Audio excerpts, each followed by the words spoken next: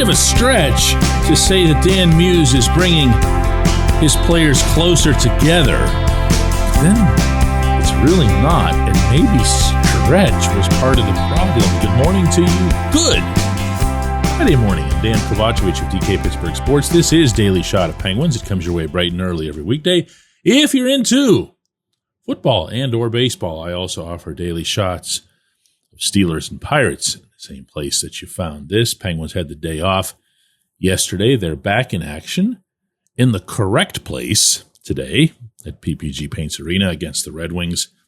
Preseason game tonight. Obviously, the preseason game this weekend you might have heard about against the Blue Jackets with Marc-Andre Fleury in net, and all that stuff's going to take over. Before any of that hype hits, I had promised earlier this week that I was going to get back to you on Friday with an episode that just covered everything I've got, really, on Dan Muse from a hockey standpoint. And it turns out, after watching a couple of preseason games, training camp, and so forth, what's shown itself more than anything is that everything's occurring in tight quarters. If there's a puck, there's a couple of Penguins around it. If there's an opponent, there's a couple of Penguins around him. When the Penguins do get possession, there are a couple of Penguins around that Penguin who has the puck. If this sounds overly simplistic as an explanation, go right ahead for yourself and watch the video. Or, for that example, listen to the athletes. Listen to what they're talking about. Ricard Raquel was telling me the other day that it's not just a matter of doing it on the ice for games. They're even doing it in practices. Everything is happening in these smaller, bite-sized segments because, as he put it, that's the way the game actually gets played. It's very rarely a rink length or a rink wide game. The really, really elite players can use up 100 feet at a time, but not many others. And if you're new to the game, or I'm just not doing a good job of explaining this, I'm going to take it zone to zone to zone. Defensively, when the Penguins are moving out of their own zone, you're going to see people surrounding the puck carrier, giving him at least two options for targets on the way out. You will not see them just banking prayers up off the glass. That doesn't mean there isn't a desperation time when you got to get it out, but for a controlled, systematic breakout, you're going to have people come back down low with this defenseman. That way, if there is a turnover, bad ice, bad decision, bad pass, that person is not left back on an island, or worse. There is a fail-safe. Actually, there are multiple fail-safes on the way out. The neutral zone, I'm going to be honest with you here, has been a tougher read for me to date. I'm going to keep an eye on it. And I say that in part because I have not liked the Penguins' zone entries through these two preseason games, with very few exceptions. But there might be a good reason for that. Might be. And that's that very clearly Muse wants to maintain possession across the blue line. He'd rather not dump it in. He'd rather not do that long-distance chip and chase thing, which, by the way, was almost always plan B for the Sullivan Penguins whenever they were having difficulty getting across. So the problem in these two preseason games might well have been that there wasn't enough skill on the ice to be doing that sort of thing. As an example, the only player on the Penguins who was any good at it a couple nights ago in Columbus was Ben Kindle. Now, that's nice to hear since he's a first-round pick, but you're going to need more than just one teenager capable of doing that. In the offensive zone, it's been clearest of all. That's get in there, get together, stay together, and battle for the puck. If that means bowling people over, go right ahead and do that. Now, here's where there's been a twist, and maybe it's because players are doing it correctly. Maybe it's the way it's going to be. This is one of those reasons that this entire topic I'm covering today has to be monitored over time. But I have not seen those scenarios in which And Sullivan loved this. If somebody else had possession along the boards and the Penguins would have one stick in there, one body, there'd be two sticks, two. He'd even encourage three. I haven't seen that. There was one real specific scene in Columbus where there were two sticks in the third player, and it was Ville Koivunen, so it's not somebody who'd be new to anything, stayed way back, like a good 10, 12 feet back, I guess waiting for the puck to pop loose. We're going to have to see how that goes. I'm getting into real small stuff here, and I get that. But this, you should know, is also the way Muse is seeing this. He wants the Penguins to be capable of winning the little battles all over the rink. And if they do that, the reasoning goes, they're going to win some of the big battles as well, because they'll have more possession than the other guys. One other thing to throw in, a lot of this is based on being physical. A lot of this is based on being bigger and meaner and wanting it more.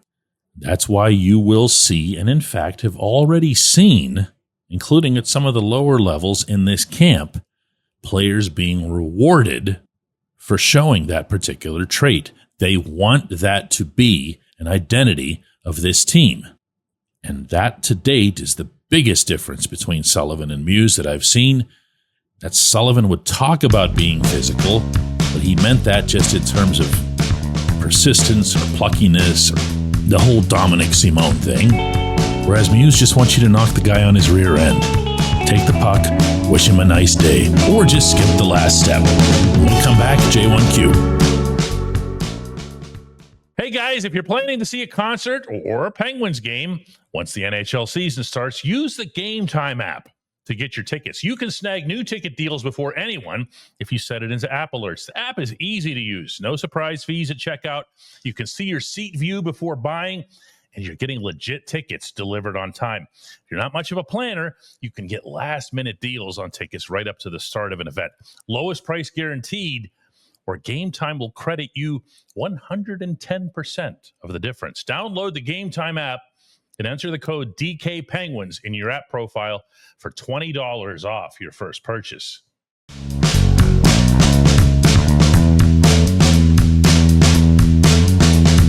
Today's J1Q comes from Dean, who says, DK, although the Blue Jackets had their lineup stacked with NHL players this week, what we didn't see was 3 or 4 odd man rushes and breakaways, the kind of thing that had been happening pretty much every game over the past 2 seasons. I'll give you that, Dean, and I'll give full credit for that as well, considering, as you mentioned, it's not just that the Blue Jackets had their roster, it's that they've got guys on their roster capable of being sprung in a hurry. They really rocket through the neutral zone. Not with everybody that they have, but with their main guys, their main younger guys. They move. Didn't matter. The Penguins had numbers, not just back, but numbers in each zone, to what I was just getting at in the opening segment. And I think what's happening within this, to go a little more macro than I have most of today, is the Penguins understand that they're not going to have a great defensive team in terms of the talent at hand. I'm trying to be nice, okay? They might also understand and acknowledge that they don't have the goaltending that's going to allow the Penguins to play all kinds of risky hockey all over the rink. And this is one of the reasons why, as much as I liked what Mike Sullivan's system would bring whenever the roster was stocked appropriately, that's how much it could get exposed when it wasn't. What he wanted was to have 6 defensemen capable of pinching, getting up in on the boards, going deep if needed. In fact, going deep happened a lot with any and all defensemen. It wasn't just the ones that were good at it. But this would get exposed in the neutral zone as well and in the defensive zone, because a lot of what was being attempted was long. There was rink length, rink width.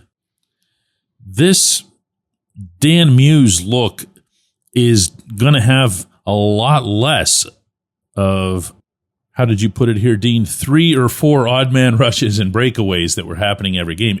by virtue of not taking risks, you're going to see 2 defensemen back. You're going to see a third high forward back. Now, I'll also warn everyone in advance that because of this, you're going to see less offense. Penguins were a pretty decent scoring team this past season, not just because the power play was ranked 6th. Those numbers are coming down based on what I saw over these first couple of preseason games.